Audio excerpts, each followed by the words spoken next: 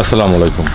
আমরা আজকে হাজির হয়েছি দেশ নিউজ টিভির একটি প্রোগ্রাম নিয়ে। এটি হতদরিদ্র মানুষের চিকিৎসা সেবা নিয়ে দীর্ঘদিন যাবৎ সে লক্ষ লক্ষ টাকা ব্যয় করে আসছেন। তো আজকে জানতে চাবো এই ফ্যামিলিটির কী অবস্থা। তিশা, তোমার কাছে যাচ্ছি।